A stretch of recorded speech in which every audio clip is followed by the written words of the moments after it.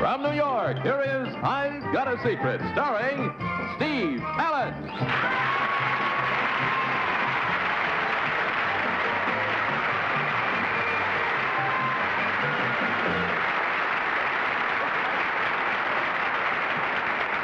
Thanks very much. Things are a little confusing tonight. I'll see if I can make it more very plain to you. First of all, as you've already met John Daly, our distinguished news commentator, we have a little theme here. Our front page beauty, Betsy Palmer. And then sitting in for vacationing Bill Cullen, headliner Arthur Godfrey. Nice to have you with us, Arthur. Thank you, Steve. And next, a girl who could stop the presses any day, Bess Meyerson. And finally, sitting in for Henry Morgan, we don't know where the heck he is, ladies and gentlemen, Phyllis Diller.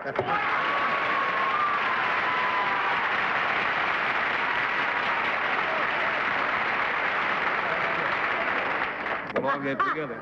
And now may we have our first contestants, please. Nice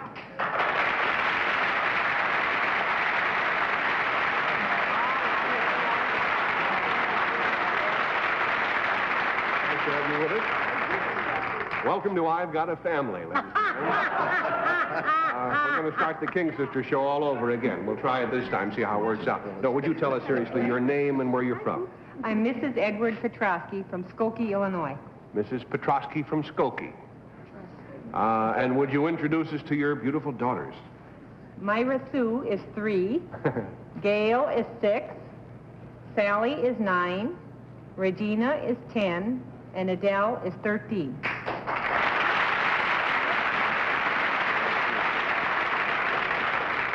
They really are adorable. Where's Mr. Petrosky tonight? Mr. Petrosky is at home with the 4 boys. I call a family, all right. Well, it's actually going to be girls' night here, and I've got a secret. 13-year-old Adele here next to her mother has a secret, and it's something that she shares with her mother and her sister. So, Adele, if you'll whisper to me now, we'll show your part to the audience. Huh?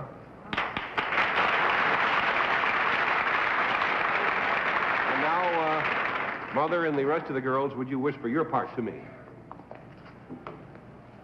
Come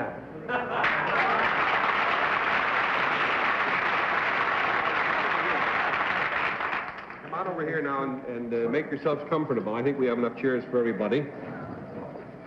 And we'll start the clue panel concerns something that Adele here, you can keep all these names straight, that Adele has done, and we'll start the game with Betsy Palmer. Adele, did you do this by yourself?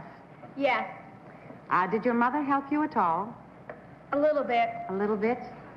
I have a very sneaky feeling I know what it all is. Does it have...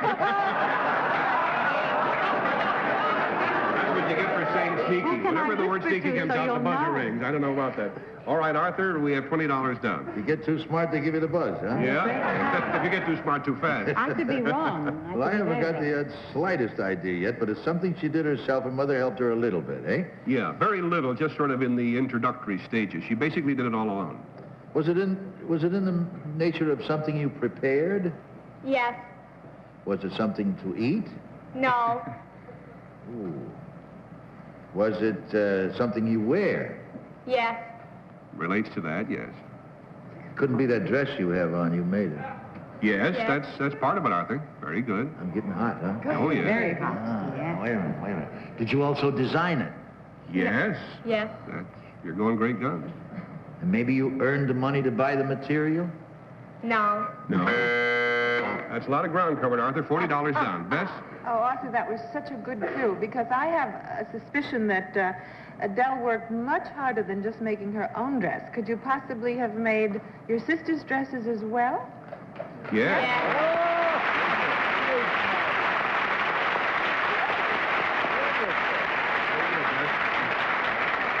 The children of large families, of course, are well known for being self-sufficient, but 13-year-old Adele here more than pulled her own weight. Her secret, which the panel got about 99%, is that she has made over 70 outfits for her family, including not only all the dresses that she and her sisters are wearing, but also the dress her mother is wearing tonight.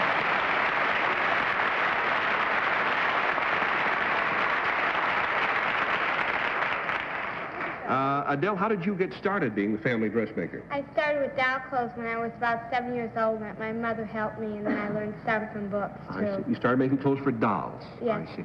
How did you learn the sewing part of it? Well, mostly from my mother by machine, and then also, like I said, from books. I see. Is your pupil as good as you are? Oh, she passed me up a while ago. Well, her work is just marvelous. As a matter of fact, it's so good, I wish we were in color. Let's have everybody stand up if you could, and we'll just have a few seconds of modeling here. The girls in the front, first of all. Would you turn around the way the models do, girls? Aren't those... That's cute. And now, Mrs. Petrosky and Adele, would you care to stand up and show us, give us a better look at what you're wearing, too? Isn't that something? Hey. You can see it over there, I guess, a little bit better. Isn't that pretty?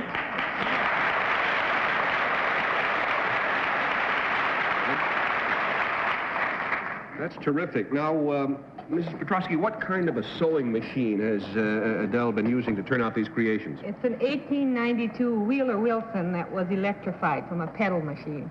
An 1892 Yes, sewing the stamp machine. is on the machine. Well, I know you're telling us the real dope here because we've looked into this situation a little bit, and we're going to do something to correct it. We'd like you to have a brand new electric sewing machine with our compliments because you certainly deserve it, and it'll reach your house in about a week. Good luck. Keep your family in stitches, and thanks for being with us tonight. Thank you.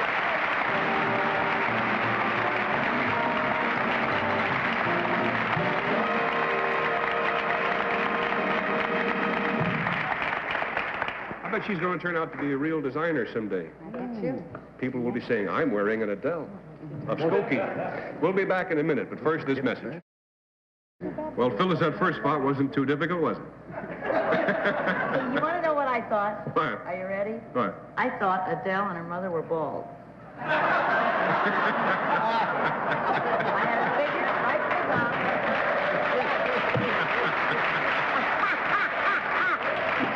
and I figured that Adele made the wigs out of the other kids who grew the hair. It's just that I have it on my mind, that's all. No, I was so sure. You got to have it someplace. Now may we have our next contestant, please. And here we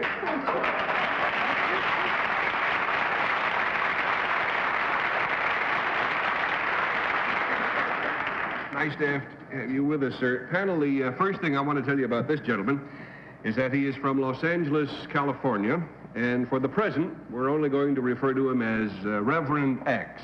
The second thing I want to tell you is that I'm not going to tell you anything else, I guess. So we'll get right to the secret, and Reverend X, if you'll whisper your secret to me, we'll show it at the same time to our audience. Mm-hmm.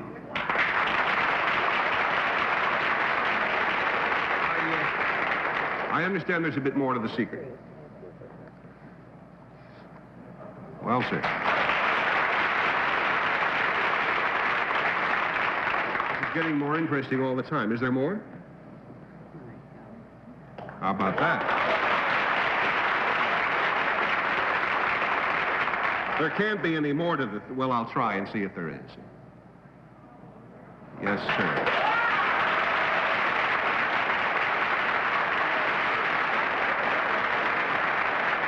Panel, the clue to Reverend X's secret concerns something about him, and we'll start the questioning this time with Bess Myers. Reverend, is this something that you have been doing for a long time? Yes. Does it have to do with your work? No. Well, that's a yes and no kind of a question, and not the work he's doing at the present moment. Not the work that he's doing at the present moment. Well, are other people involved? No. Is it a physical thing? Yes. Is it something that, do you have a product as a result of what you have been doing? No. $20 down. Phyllis? You're bald. Try a new tack. You run a gym. It's physical. It is physical, yes. Does it have something to do with religion? No. It doesn't? You save people in some way physically. No, I got a line I could say to that, but I better not. Where do you do it Do you do it in the Middle West? No. Do you do it where you live? No, I'll give you a In little. LA? I'll give you a little help, Phyllis. I wish I need a lot of help. Try the past tense. He did it in L.A. Well, Yes. Does anybody know you did it there? Yeah. 40, you see, this isn't as easy as it seems when you sit home. I know that. You young people think we just waste our time here. I know $40 down. All right. Reverend X, you started doing this in Los Angeles, and then did you do it all the way to New York? That really wasn't established, Betsy. It doesn't much matter where he did it, actually. Are you still doing it? No. You stopped doing it. Recently? No. This is a physical activity that you do? Well, Yes. a You physical did. activity was involved. A physical activity was Yeah. involved. We're not asking you to name the Is a activity s- precisely. Was a sport, did you use one part of your body more than any other part of your body? Yes. You did, your feet. Yes. He says yes. I'd say no to that one. Yes, sir. $60 down. Arthur? You were an athlete, sir? Yes. And you excelled in some sport, eh? Yes. You were a boxer? Mm-hmm. Yes. Aren't you smart? Well, he's got the shoulders for one. The nose. Yeah, and that nose has been hammered on a little bit. I would say that he was probably a welterweight champion out there at one time. We don't know his name. Yeah.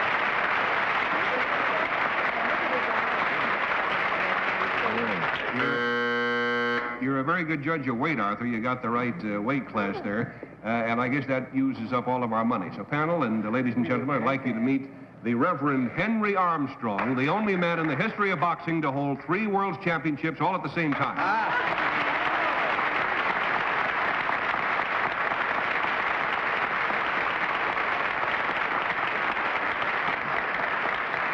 Reverend, most boxers have quite a time of it going after one title and letting it go at that. How did you happen to make the 3? And who did you beat for all those titles? Well, I won the featherweight title from Peter Sharon, 126 pound, and then I won the lightweight from Lou Ambers, 135, and the welterweight from Barney Ross, 147.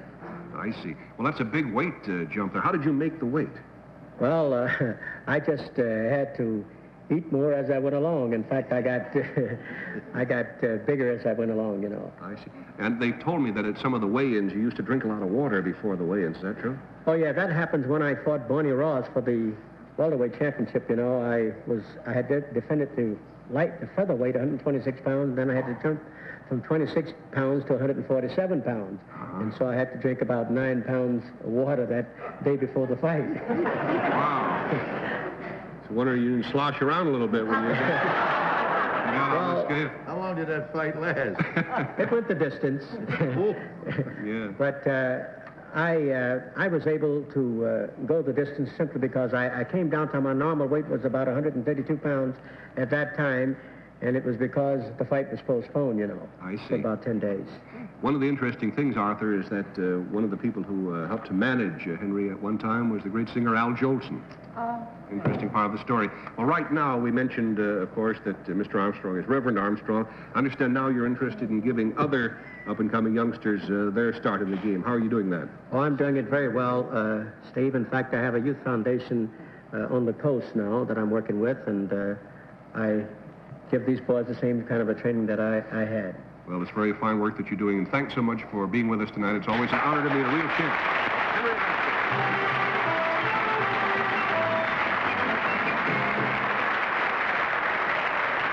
Meet our special guest, John Daly, in a minute, but first, this message.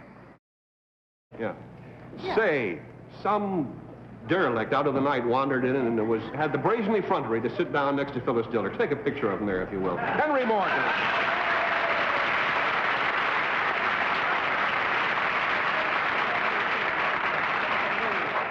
Henry, anytime you want to drop around, you know. This is your home away from home.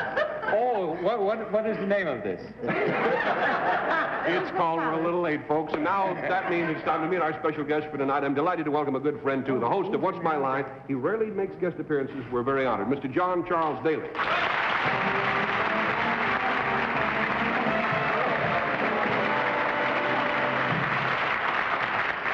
I see that you feel so much at home you brought along the evening paper, huh? Well, it goes beyond that, Steve. You know, according to this newspaper, Congress has decided to declare our independence from England. Let me see that. Yeah, you know, that's right. You can read all about it in the New York Journal of July 5th, 1776. I never should have let my subscription expire, I guess. Should not indeed. Well, actually, Steve, I've got a great many more newspapers right here on the easel, all of them containing stories of equal importance. I see. Well, I know that the panel will be fascinated by this little experiment here. Behind this little covering board are reproductions of front-page news stories. This is the real thing now. Stories that have been collected in a new book called The Story of America, as reported in its newspapers from 1690 to 1965. So, John, if you'll read some actual excerpts from these famous headlines and news stories, we'll see if the panel can figure out what historic event they describe. All set? Mm-hmm. Quote, while the United States government has been spending thousands of dollars in an effort to make practicable the ideas of Professor Langley of the Smithsonian Institute, these men have quietly, even secretly, perfected their invention. Now we'll let the audience know what this historic event is. That's the story. Henry already has one idea, but give him another clue there, John, so they'll all be on an equal I'll continue to quote right from the text of the paper. They are not yet ready that the world should know the methods they have adopted. But this newspaper is able to state authentically the nature of their invention, its principle, and its chief dimensions. All right, Henry, you had your hand up first. Henry, you had your hand. Well, Langley had been working on a flying machine, so I imagine this was the Wright brothers. Yes, absolutely right. There's a story, all right, from the December 18th, 1903 Virginian pilot. Flying machine soars 3 miles in teeth of high wind over sand hills and waves at Kitty Hawk on the Carolina coast. And no balloon attached to aid it. You notice that, Steve? Yeah, no balloon attached. Yeah. It's interesting that they made the same mistakes back in those days that we still make today. You notice that the quote from the paper says Smithsonian Institute instead of institution. I didn't realize And it's still done today. This is interesting, too. Wants canal built without suspicion of national dishonor. And they're talking about building a canal across the Panama Isthmus. Huh. Today, so many decades later, we're still talking about building a canal across the isthmus. Of course, this would be the second one. Fascinating. Do you have another headline for us? Right. This story is one of the few in History Panel to take up the entire front page of the New York Times. Well, virtually. Just one or two small items outside of it.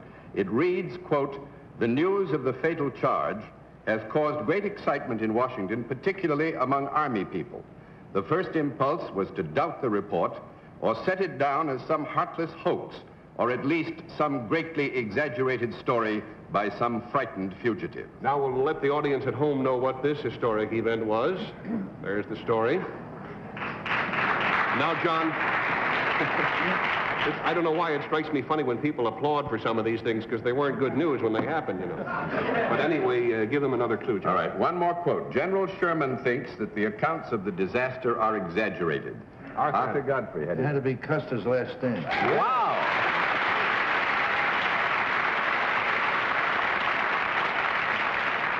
The Little Horn Massacre, New York Times, Friday, July 7th, 1876. And you notice, Steve, up here where they list some of the fatalities, you've got General Custer, Colonel Custer. Actually, General Custer, his brother, his nephew, and his brother-in-law were all killed. Nobody in the detachment actually escaped, as we all know from our history books. About 400 men attacked 4,000 Indians. Yeah. Is that right? Which is not a wise thing to do. No. 4,000 anything. You remember his last words. Never saw so dang many Indians in my life. What's the next one, John? All right. This, to give you a little bit of a clue, because it's a tough one, is a first-person account. And I read, quote, never in my life have I seen anything like that human sea. It isn't clear to me yet just what happened. Now we'll let the audience know what that historic event was. There's the story.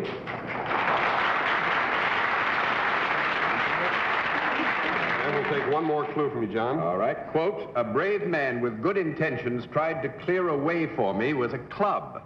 Swinging the club back, he caught me on the head. Well, now, I may be wrong. Betsy, you... But I thought maybe it was the terrible crash of the Hindenburg? Nope. No? It had to do with a group, a large mob of Well, there was people. a group of people there. Yes, you got an idea? Only that it obviously Maybe has... Lindbergh. Yes. Maybe it is.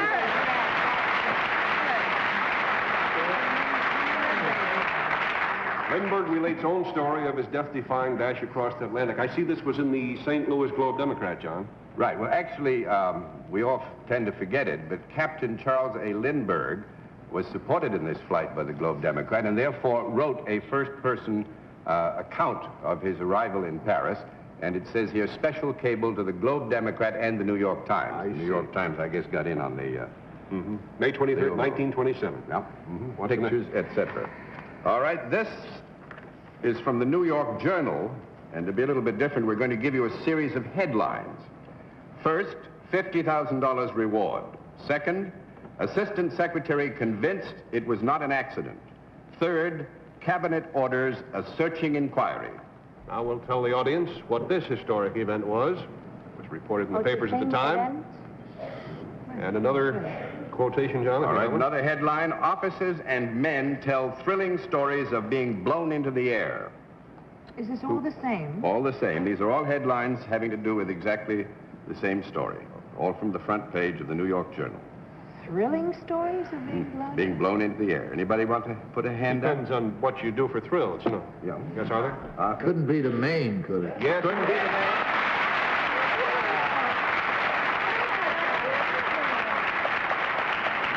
Destruction of the warship Maine was the work of an enemy, is the headline. Assistant Secretary Roosevelt convinced the explosion of the warship was not an accident. That's Teddy Roosevelt, of course. And here is the $50,000 reward posted by William Randolph Hearst for the detection of the perpetrator of the Maine outrage.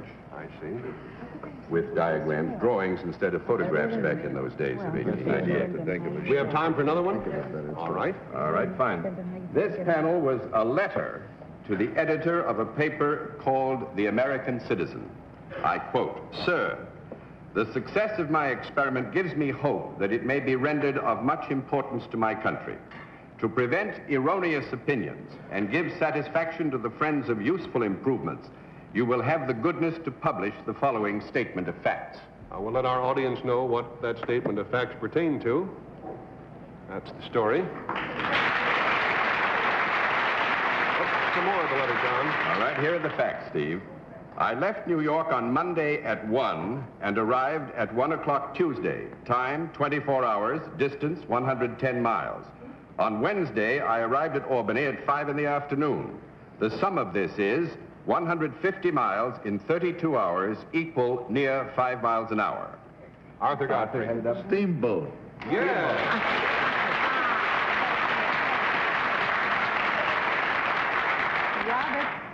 Robert Fulton. Robert Fulton of the steamboat is right. Fulton also invented the fish market, you know. Right, that's what I was thinking. And a street. Arthur, you're too good for us tonight. Oh, that's Oops, I don't want to... Yeah, this is the one we can see. Wish I'd known this much Letter's when I right was in down here school. somewhere. Here's the letter. Yeah. You notice, Steve, that the paper's reply was, "We congratulate Mr. Fulton and the country on his success in the steamboat, which cannot fail of being very advantageous. We understand that not the smallest inconvenience is felt in the boat, either from heat or smoke." Yeah. And here, look at this, Steve. From the Richmond Enquirer, trial of Aaron Burr, which had been in adjournment and held at the Capitol in the hall of the House of Delegates for high treason against the United States. If Fulton had invented the steamboat a little earlier, Burr could have gotten away. Do you realize? Do we have time for any more? This is a lot of fun. I think we've got a spin-off here. Yes, right. Yeah, a whole new program. Didn't fool everybody. John Daly.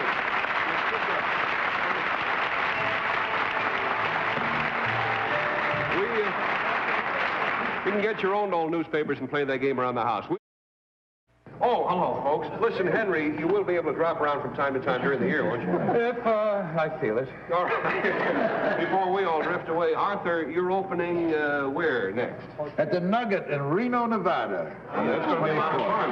And you're also going to be down in Florida, they tell me. Yes, at Orlando and the horse show for 3 days, and then we open in West Palm Beach on the 15th of March. Wonderful. Well, I know a lot of your friends will be looking forward to seeing you, and we'll all be right here next Monday night. Good night, everybody. Thanks very much, Dennis.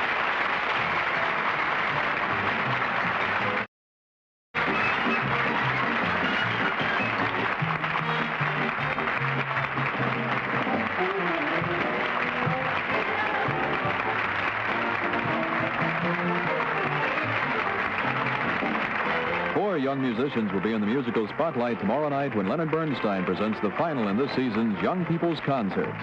Right now, stay tuned as Bob Crane, star of Hogan's Heroes, takes Lucy Iron Man Carmichael to dinner on the hilarious Lucy Show in color next.